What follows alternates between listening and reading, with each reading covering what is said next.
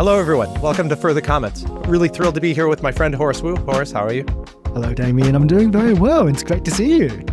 Really great to see you. We were able to see each other last week at Legal Week. And of course, now here we are back in our respective homes, licking our wounds and recovering from Legal Week. This is season 3. There's now Season three. three. It's so exciting. So the first episode of season 3, we've talked about how we want to bring smart people to be able to say smart things on our podcast. And we're thrilled to be able to have 2 smart people amongst in a single the many. episode. In a single episode, 2 for the price of 1. Ed and Jae, welcome to the show. And maybe you could introduce yourselves to people who don't know you. Great. Glad to be here. Season 3 is historically always the best season of anything. And so we're glad to kick it off. My name is Ed. I am an attorney and a technologist by training. I am a co-founder and the chief product officer and general counsel at Lumio. I've spent my career after 5.5 years as a practicing litigator at King & Spalding in an oscillating career between managed services and product management and technology and innovation at places like Thomson Reuters, EY, and most recently on the management team at Factor. But we're over a year into our world at Lumio, and I'm based in Atlanta, and we are super excited about what we're doing. But Jae. Awesome. Hi, I'm thrilled to be here with 3 of my favorite people. My name is Jae Jae like the letter. Like you don't remember, I am the Chief Growth Officer and Head of Knowledge at Lumio. As far as my background, it's a long story. I've done many, many things, but I think people know me primarily as a commercial analyst and strategist. I am a student of legal markets, observer, watcher of people and things, and I am probably best known for using lots of emoji as I comment on the future of the legal profession and the business of law. I also have written for the American Lawyers AmLaw 100 issue for the last 5 years. And, I am the creator of the Power Rankings, where I try to look into the crystal ball and gaze into what the future may hold for some of the best lawyers and law firms in the world.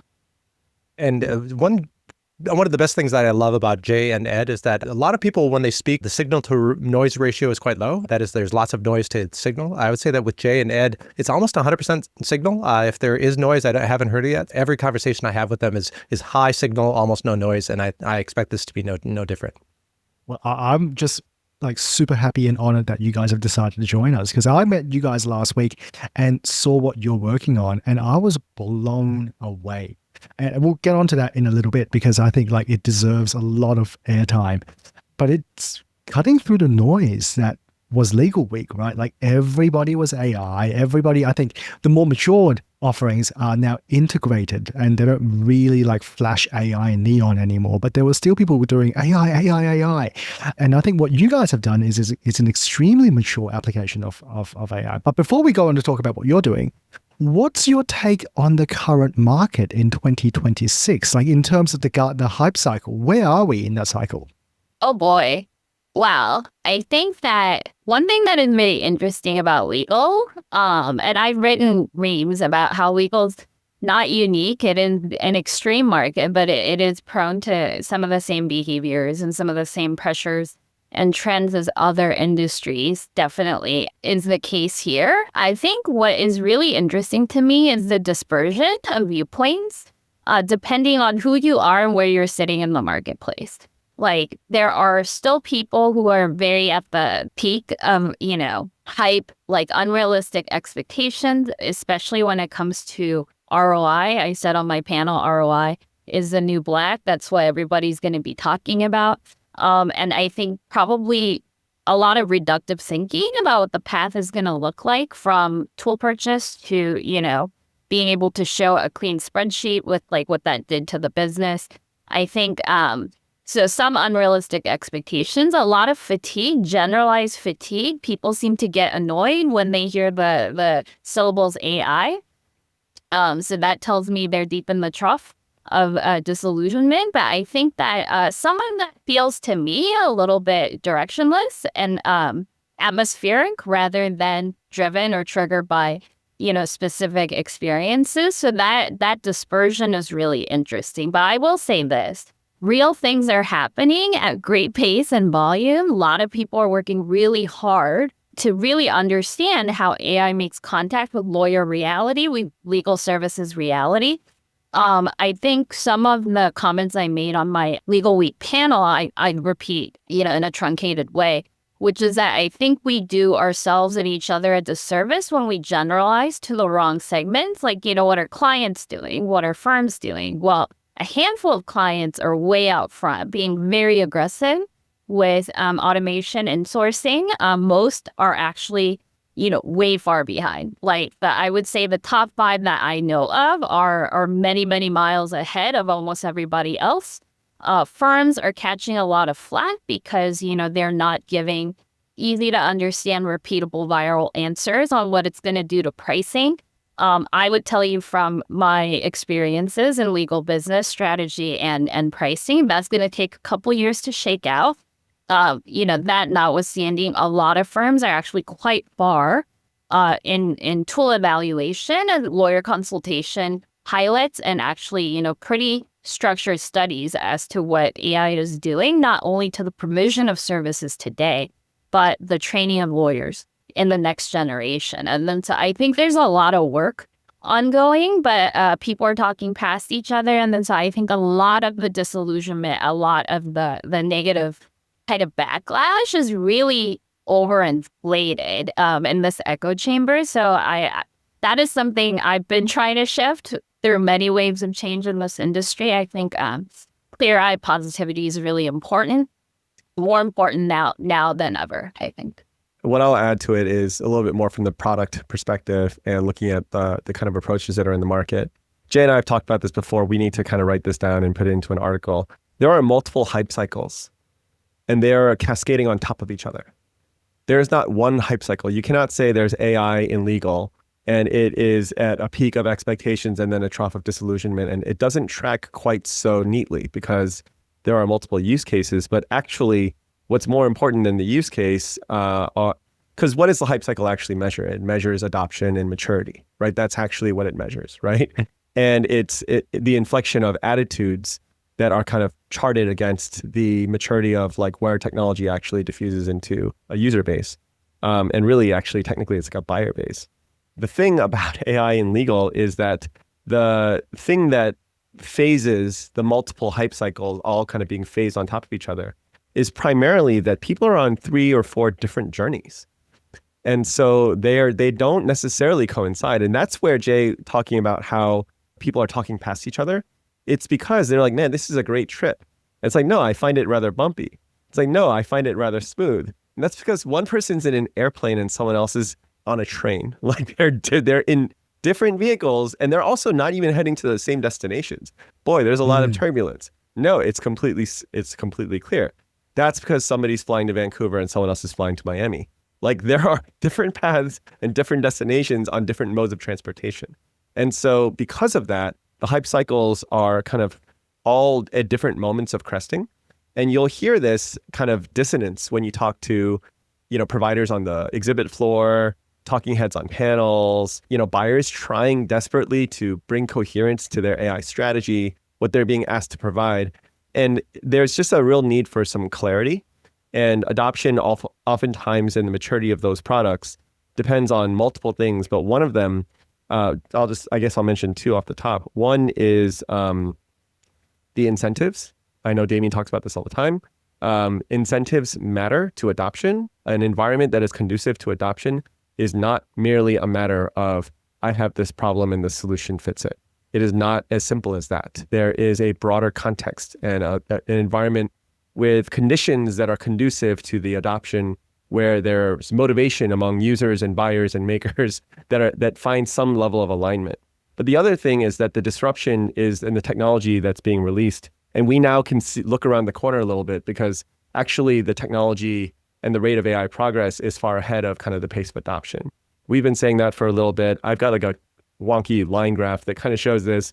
Claude, Anthropic recently released kind of like a radar graph that kind of shows like where the potential disruption is and where the maturity is.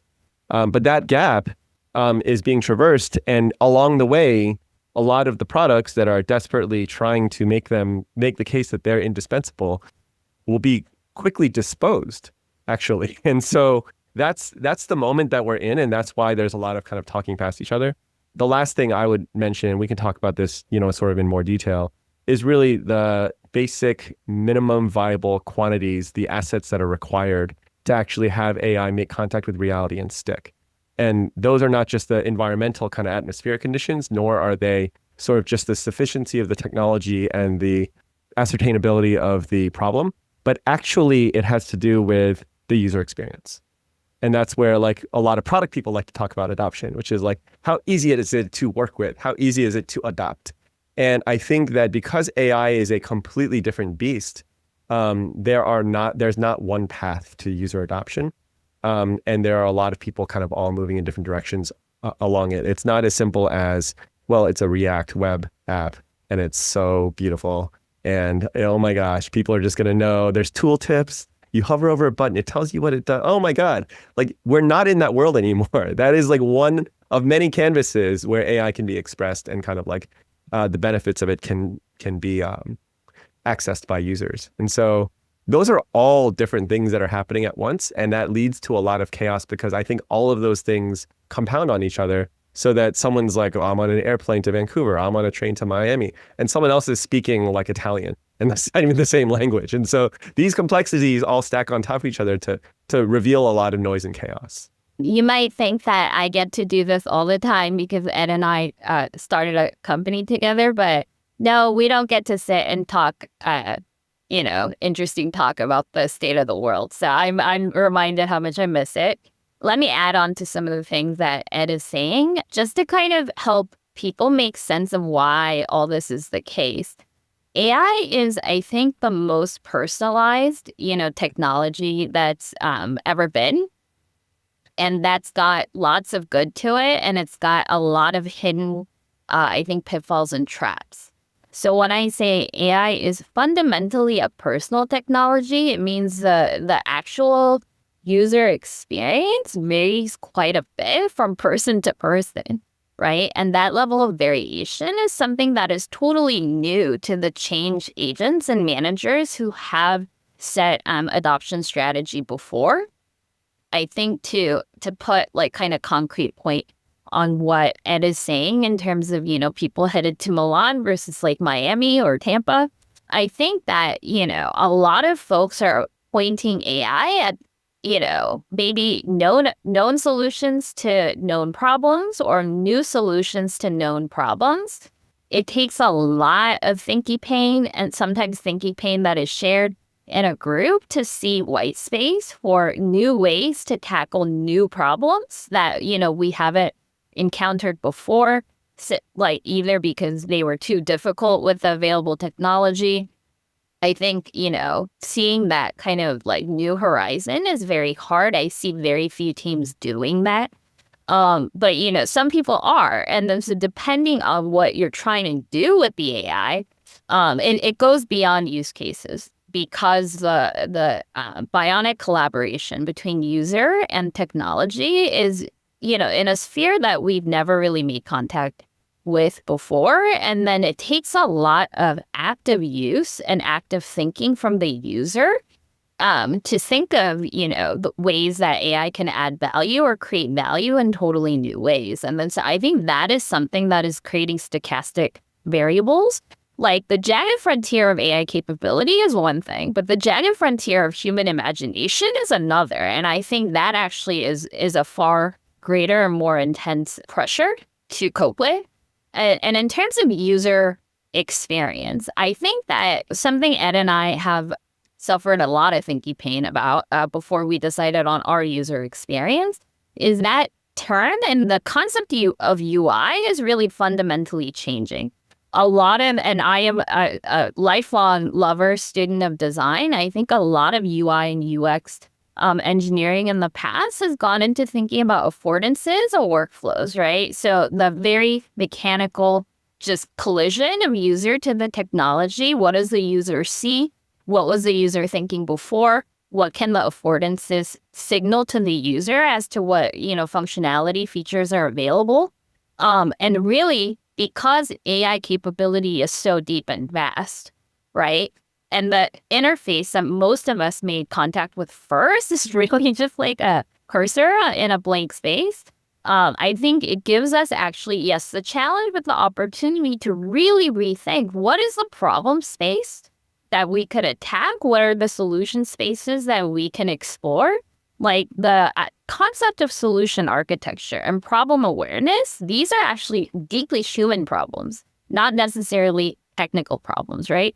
So understanding the human experience, the psychology that users bring to the interaction, the business or work context around that user, because we are generally in an enterprise space, and the work context that exists not only around the user, but around the enterprise as well, right? And then what is the opportunity space that they can attack? What is the value proposition that we are bringing? I think these are all much more important questions to answer now, because each of us has an insanely scalable, powerful kind of capability and an army of agents to do our bidding, making these tough choices about what we're going to do with that and how we're going to communicate and show that value.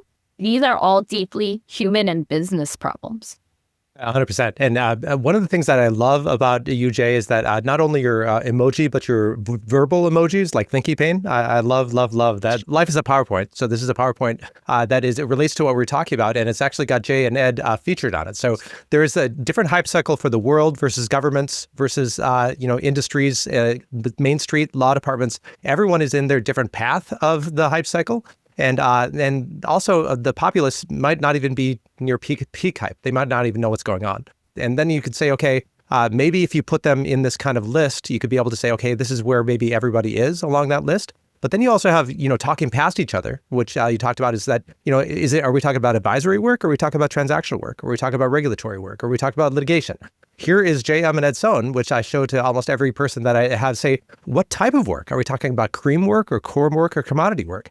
And because then, what can AI do? What is the current corporate spend? And I'm sure you have different numbers for this now, and how much can AI affect each of these? Because we can't talk past each other to say, no, it's never going to touch cream. And then you're saying, no, I'm talking about commodity. So each of these you can think of almost like an X, Y, and Z, where everyone is talking about a different thing in different parts of the elephant. And so you can say like the X-axis is for whom is this happening? The Y-axis might be what is the type of work, advisory, transactional, regulatory. And then, of course, the Z is what value? What is the cream, core, and commodity? And you can imagine as we discuss this, that's maybe a way to be able to think about us thinking past each other and talking past each other. But I'm going to add one more axis. So we're going to enter four-dimensional space. I think the thing that I'll add is to what end almost. It's almost like what is the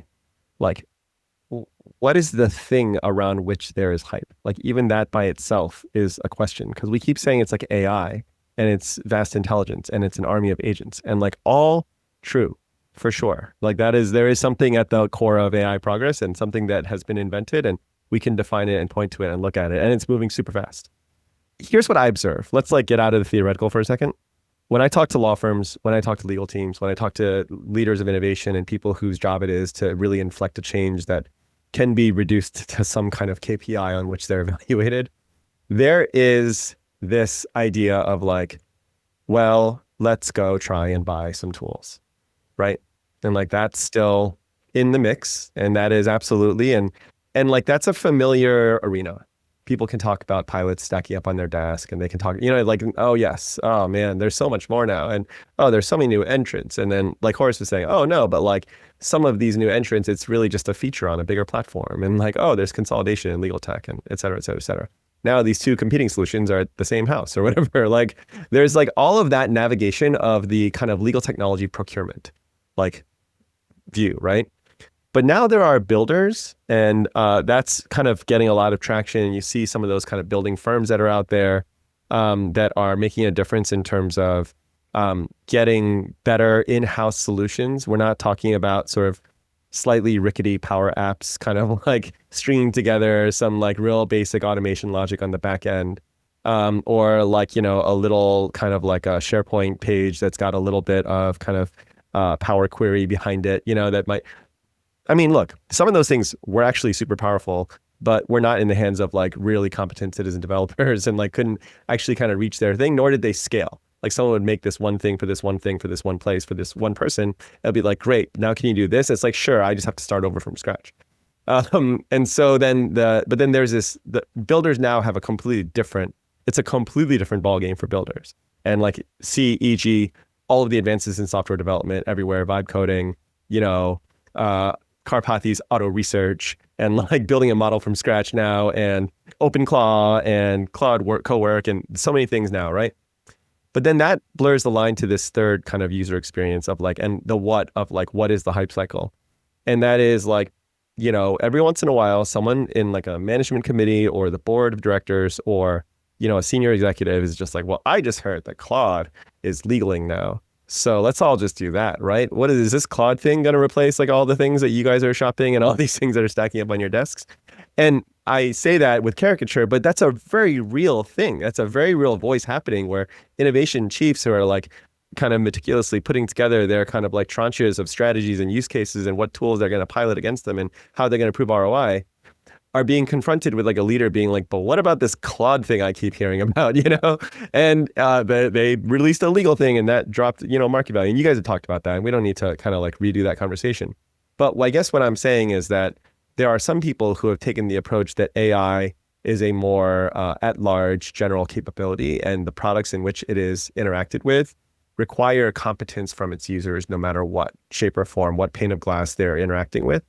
And so then that journey is one of training. That's one of adoption and like AI mindset and all of that. And those three things are themselves at odds a little bit, because product makers are oftentimes like saying, you don't need to worry about prompting. You don't need to get that great at AI because we're going to hide that behind our wrapper. And you're going to have a very consistent experience all the time so that all the wild variances on the back end, the product maker will bear the burden of like, evening all of that out and making that into a consistent approach. And frankly, some of the legal tech platforms out there have a lot of adoption and familiarity, and people already know how to like kind of work their way around them. And so installed user base, familiar experience, power of AI, like that's a good thing. So then why do we need to hammer these people over the head with like how to start using AI and like talking to machines and like natural language and whatever? And so even that fourth axis of like, what is the what? Not just the work, not just the value profile of the work, not just the actors and like and not just the kind of business concerns, but even like when we say AI, like it means people have three different visions for what that's actually going to look like, and where they're putting their effort and time and capital against. And I think that those are also disparate journeys.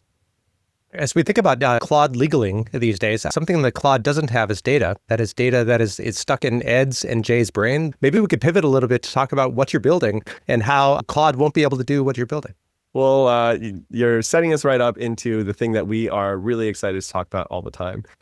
One of the things that we believe is that while legal work is a frontier that is about to be transformed, there's a different sort of, as Jae mentioned, kind of like a new problem space or a new area that is something that we can now approach with AI that wasn't possible before. And that is the development of law partners in their commercial acumen and their ability to understand the business of their clients.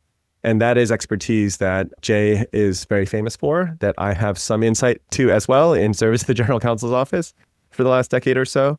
And understanding how we can take that kind of scarce expertise and deliver that. We know that it's delivery. We know that those insights as applied into the realities of buyers and sellers on both sides can be really effective. But we've never been able to scale it before. We've never had the means to scale it with excellence. And so what AI provides for us is the ability to do that. Now, how do we get that expertise out in a way that isn't just out? It's not just like, well, Jae, write a book. Go into a cave and write a book. You're like the Dale Carnegie of legal, and then come out and then you've got it all written down and it's perfect and beautiful. We know that that's not, that we have an opportunity to structure expertise in a way that AI can command it so that it can approximate the intuition and incisiveness of the insights that somebody like Jae walks into a room and everyone immediately acknowledges. They feel it like it's an art or like it's an emotional quality, it's a temperament. And how do you replicate that? Because partners can tell the difference, right? If we're really trying to change the lives of partners, partners can tell the difference. They know expertise when they see it. Almost every single one of them is one of the world's leading expertise in their area of technical performance, which is in legal work. But when it comes to commercial acumen and when it comes to their ability to actually grow their relationships, it's something else completely. So our goal and our product is to create an expert AI teammate that helps partners decide where to hunt and how to close new revenue profitably and with confidence. We think that's so important. I'll let Jae talk about why that's so important in this current moment in sort of the market. But I think the thing that answers your question, Damien, is we have gone through the work of not just extracting and putting onto paper and sort of like getting Jae to sort of author hundreds and thousands of pages. We have structured it in a way that we have these systems of expertise. And those systems both parse the unique contextual factors, like what firm and what partner and who's this client and what sector are you in and what is your platform and like what quarter of the year is it and what's happening like on the macroeconomic backdrop of the world and what do they talk about at Davos and who just got fired by the Pentagon or whatever.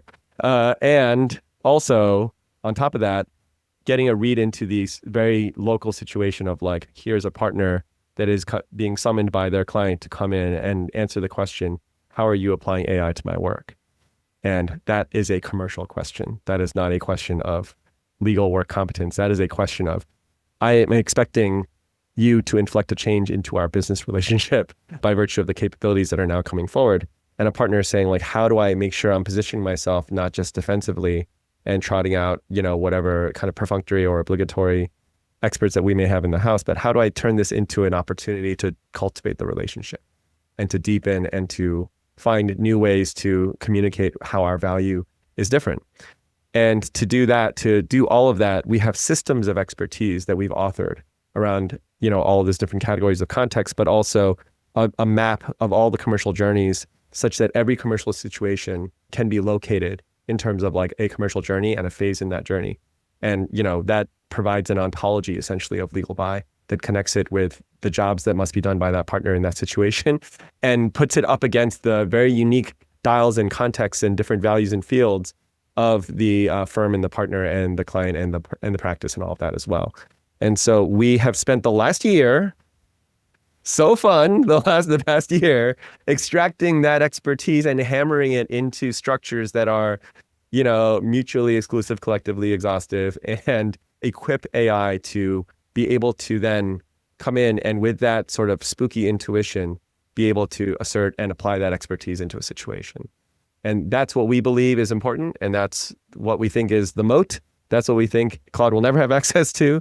But making that in a way that we can educate AI to its maximum effect has been our mission and really kind of like our excitement.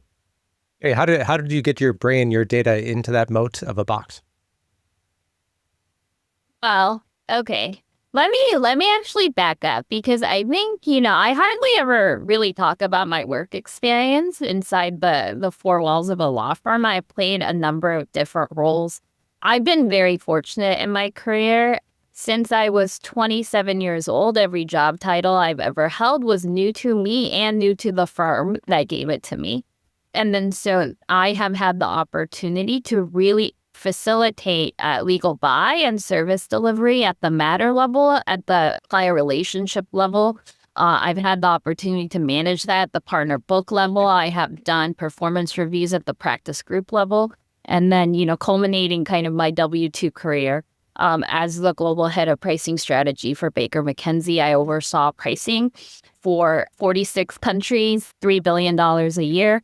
So that is really a full service global perspective of how clients want to buy legal services, why they need lawyers in the first place, and then what is the value proposition that partners actually create and deliver with their teams. How do they explain that, right?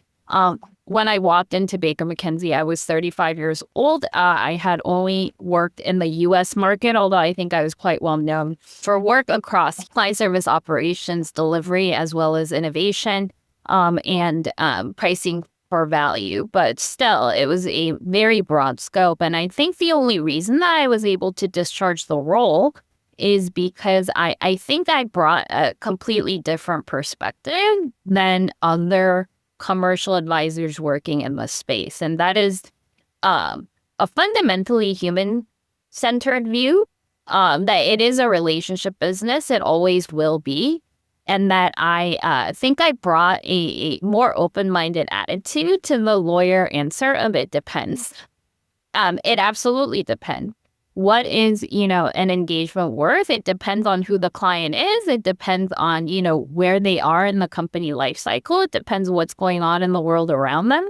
It depends on who we are as a firm, and, kind of the whole lineup of other viable providers who could, offer something similar, better, worse, in different ways. It depends who the partner is, what the relational history that partner has with the people making the outside counsel selection decision. It depends how much we know about them as people, how much we know about them as teams and as a business. And then so all of these dimensions, firms and partners have intuition. They have information that is trapped somewhere. And here's something, I get to a big topic where I would like to shift the industry discussion a little bit. I think both of you really liked this point when I saw you in New York last week.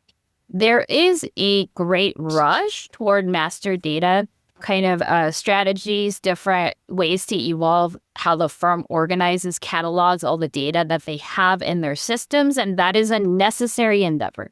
I'm not saying that it's not. But the idea that firms have to wait for that journey to progress before they embark on, the much more difficult journey of getting people to think differently with AI, I reject that premise completely.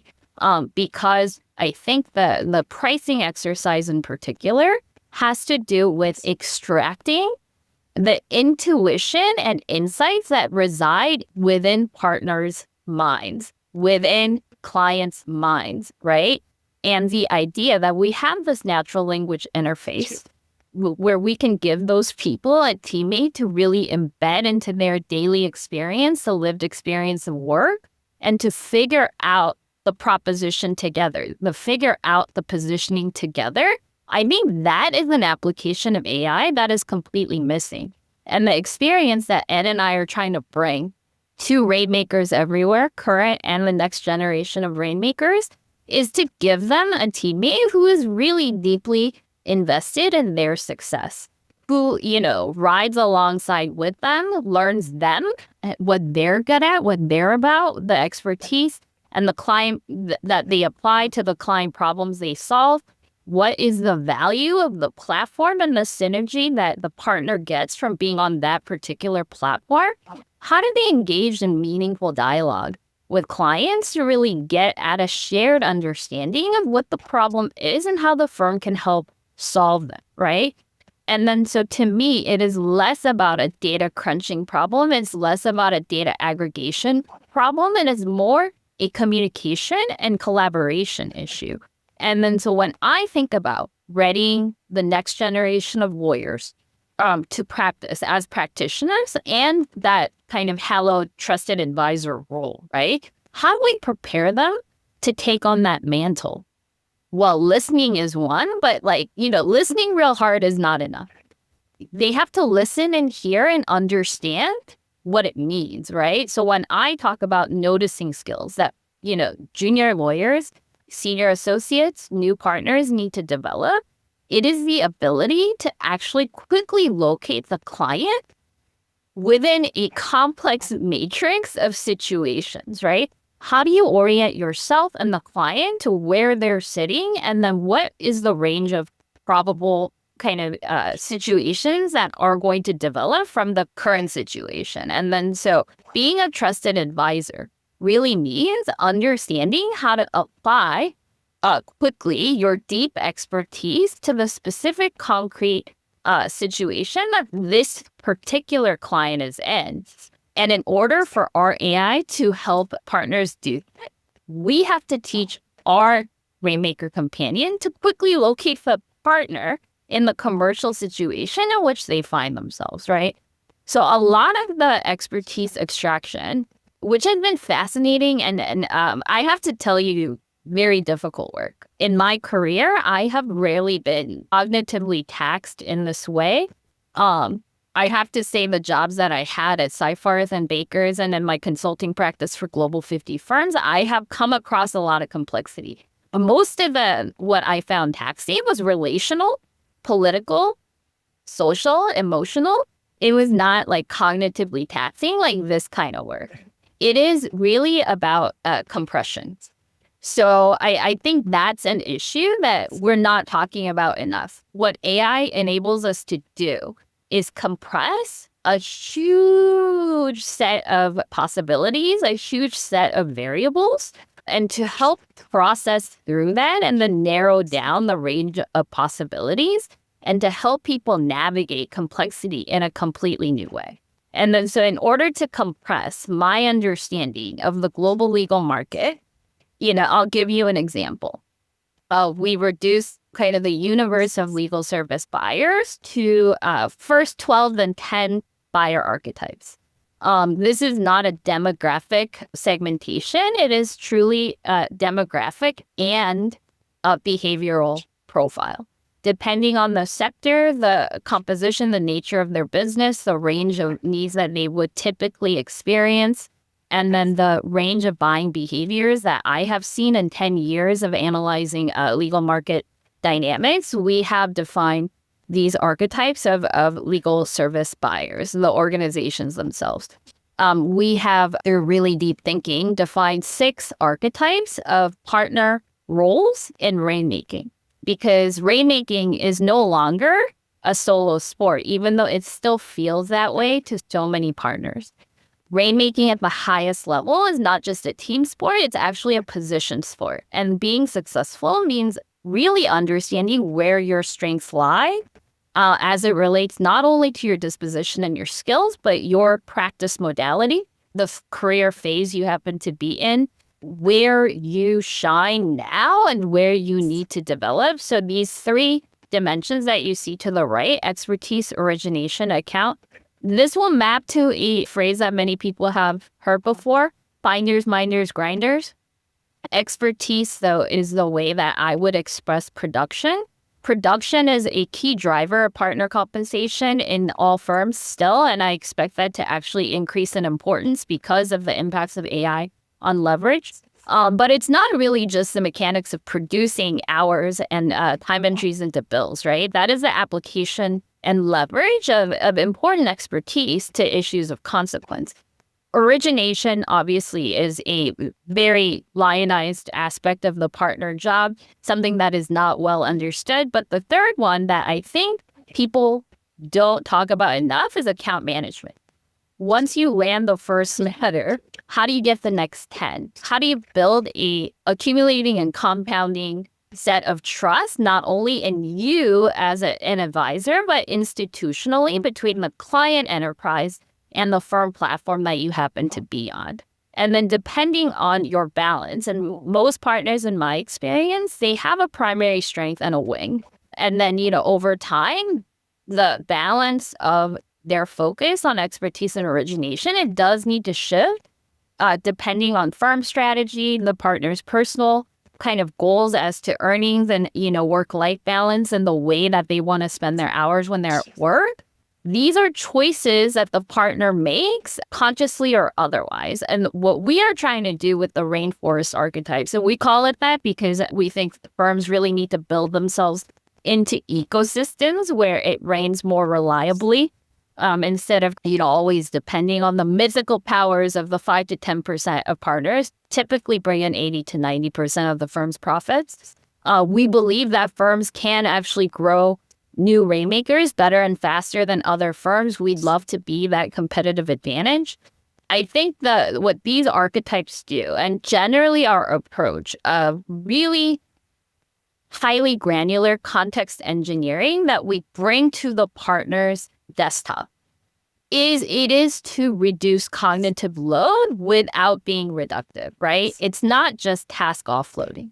We are reducing the cognitive load and the emotional distress that many partners feel when they're staring down the barrel of an RFP response that they don't know how to respond to, like a panel pricing bid. They don't know how to respond to.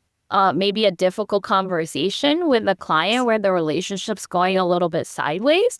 These are critical stressors, and what they need is better judgment, exercise under stress, and time constraints, right? And what they really need is a thinking partner that is fully invested in their success. Someone who understands the world they operate in, someone who understands the social and cultural context of a very high-end relationship-based buying environment, how to navigate all of the different interests that really go into a $20 to $30 million enterprise relationship.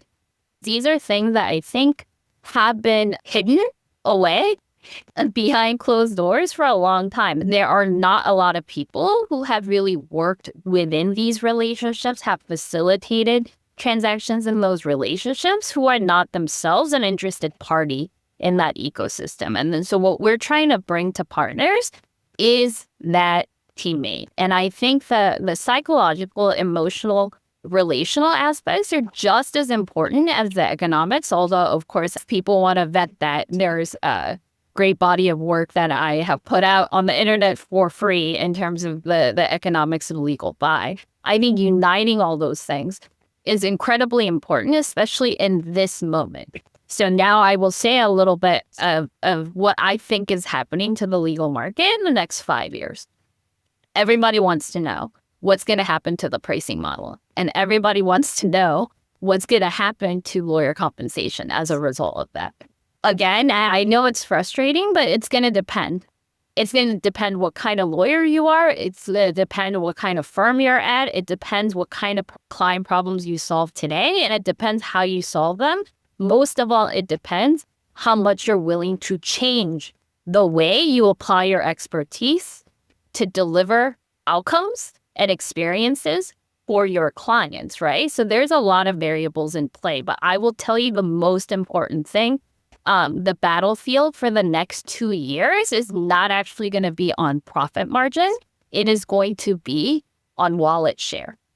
The firms that win on wallet share, the firms that anchor enough of the right relationships with the buyers where they can figure out the AI-enabled future together with a handful of house accounts where there is sufficient trust to figure out the AI delta together and an equitable split of the new economics, they're going to be ahead. Even in market share, where there aren't those sizable, chunky relationships, partners really need to secure revenue at increasing rates. Yes, rates will go up. They are going up a lot this year. They're going to go up a lot next year, right?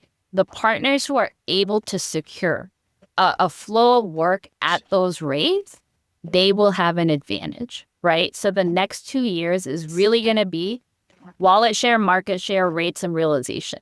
That's the battle. And it's going to be a street fight for demand the next 2 years. The pricing model innovation, that will shake out in the years following. Now, the firms that are going to be ahead in that race, they are looking at leverage impacts of AI. But unless you can win the work, unless you can get clients to trust you with work that still needs to get done at an extreme level of excellence, you're not going to have as much ground to defend in that pricing and profit fight. Right now, we believe that winning work and winning revenue ought to be the top priority of every partner in the AmLaw 200. I have personally spoken with scores of law firm leaders, and they all agree. And then so I think rainmaking is an important skill set that is also shifting dramatically, right?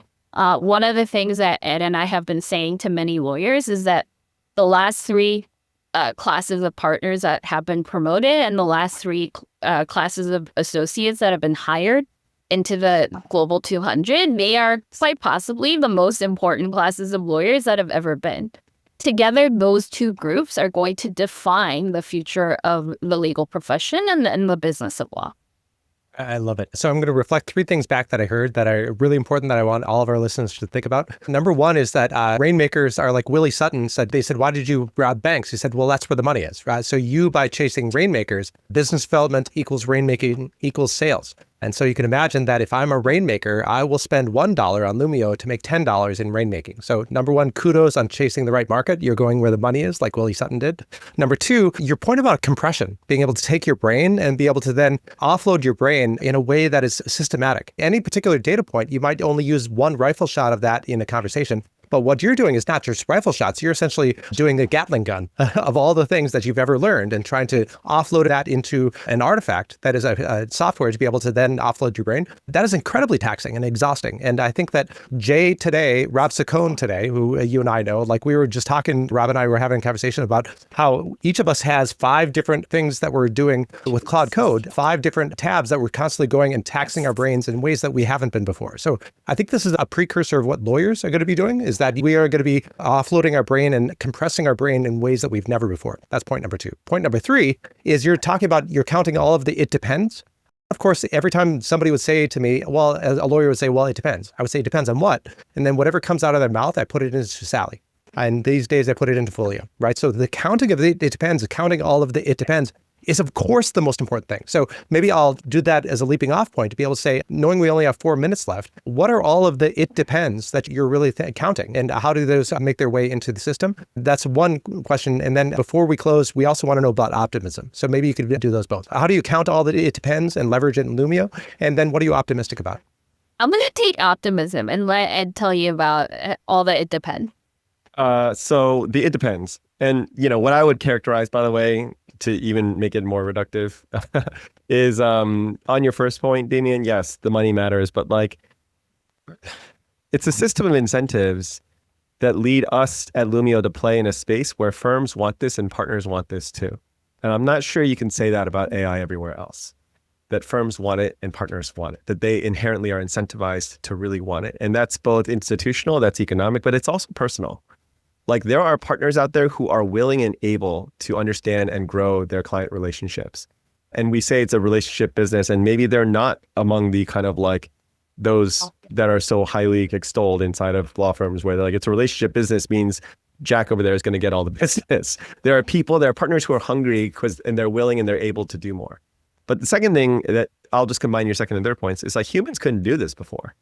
Before AI, humans just couldn't do this. And so you're asking what are all the it depends, and how do we leverage vast intelligence to stack all of those lenses on top of each other every single time we encounter every single partner question that comes in about any single commercial moment, at every single moment to bring the richness of everything that it was nearly impossible for a human to ever do even once on our best of days. And we're living in a world of a lot of very stressed days, And so how do you bring that all together?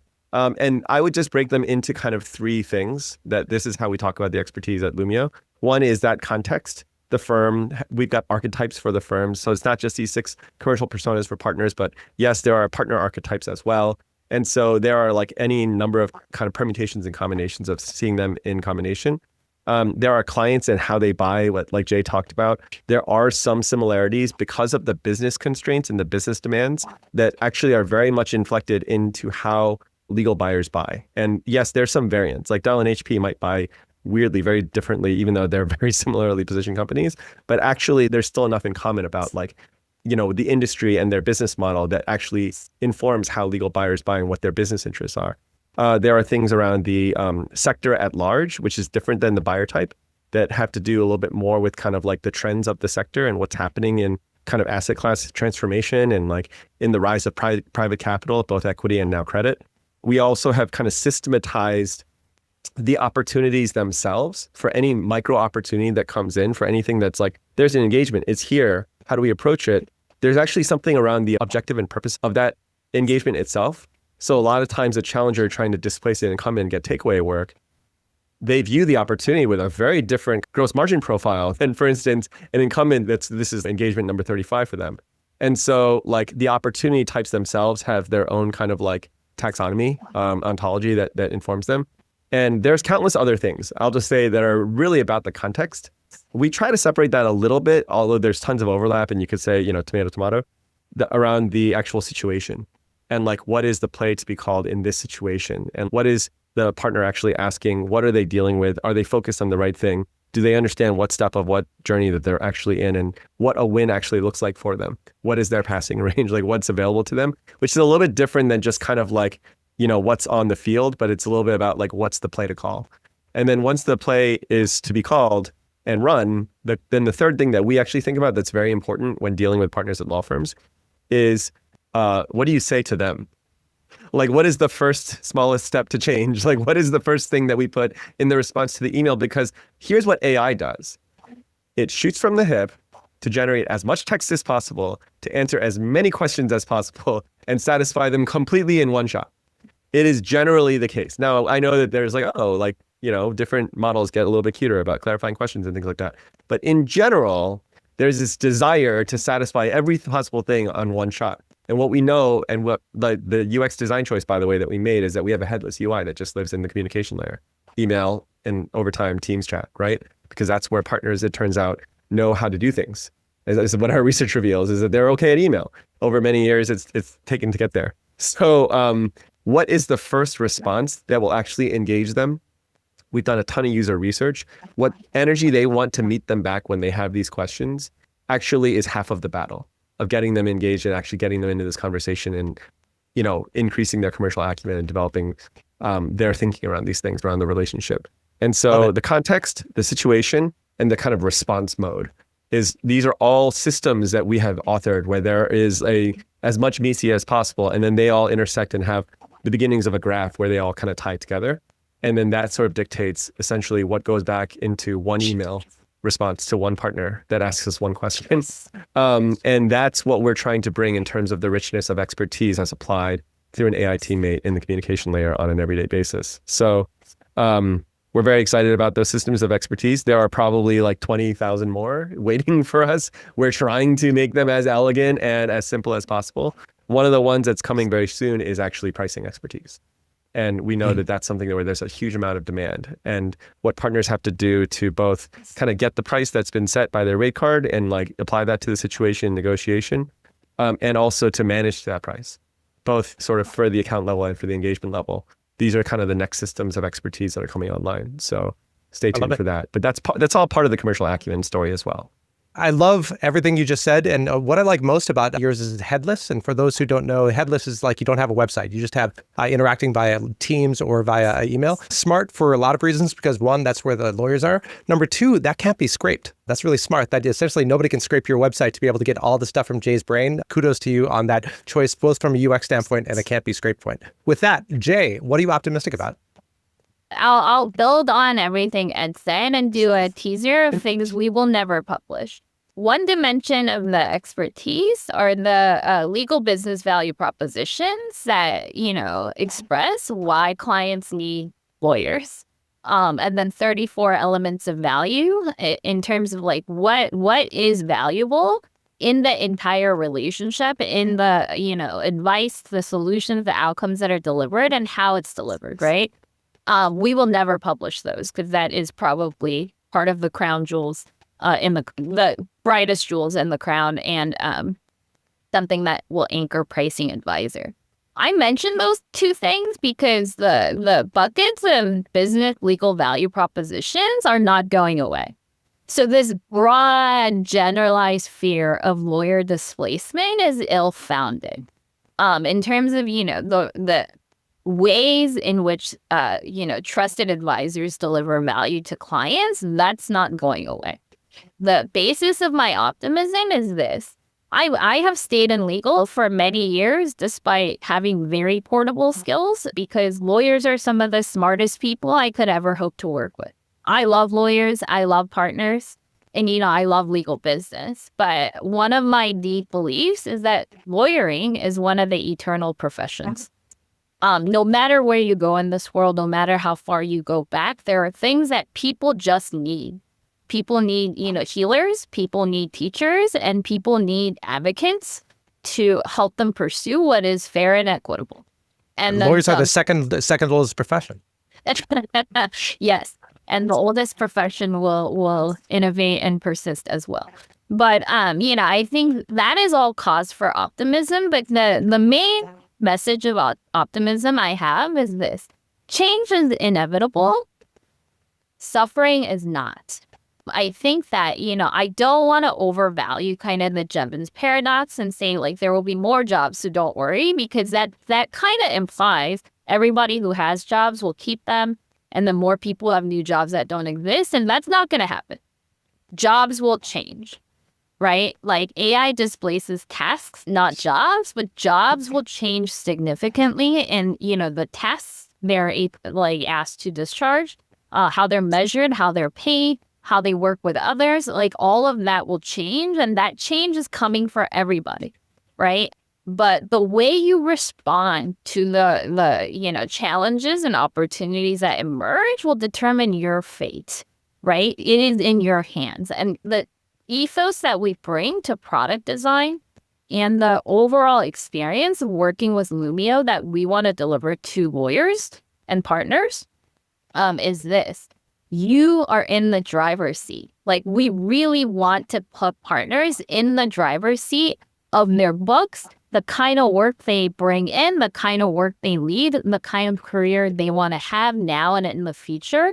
That level of agency is so important that people feel empowered and equipped and supported to chart their own future. And my stake in pricing, and the reason that I have poured so much of myself into understanding how things are priced, is because the ability to articulate and advocate for yourself and the value of the work that you put into this world is so central to people's sense of worth, sense of fulfillment, and sense of accomplishment in their career. I consider it, of course, yes, it is the driver of economic activity, and it's a very lucrative thing to know a lot about.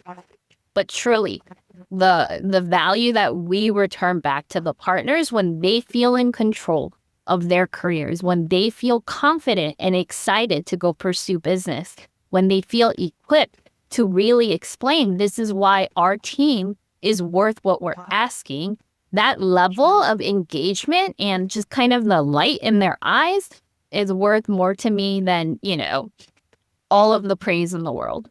Kind of like the light in our eyes as we're listening to you speak right now. So with that, we're going to run the analytics at the end of this episode, but I think this might be the highest word count that we've ever done on a further comments. I think the amount of signal, lack of noise that we've done, I think we've now reached the words per minute, the highest episode. Horace, I'm going to leave it to you to close us out, but thank you so much, Ed and Jae, for your brilliance. This has been a great fun, and I'm really thrilled about what you're building. Horace.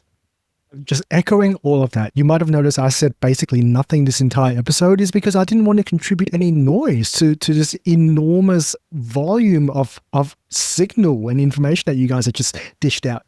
My mind is blown. I'm going to listen to this episode again, maybe a few more times, to see what I can pull out of it. But everything you've said just resonates so deeply. And thank you for sharing it with us, with the audience. And I can't wait to see the next iteration of your tool and this pricing tool that you'll be releasing. Thanks, you guys. Jae. Thanks, Ed. The conversations that you guys have are great. We're glad to be part of it. So thank you so much. Awesome. And thanks to our listeners for listening. And if you want more people like Jae and Ed, please let us know who you'd like to come on. Thanks, everybody. What a way to start season 3. Amen.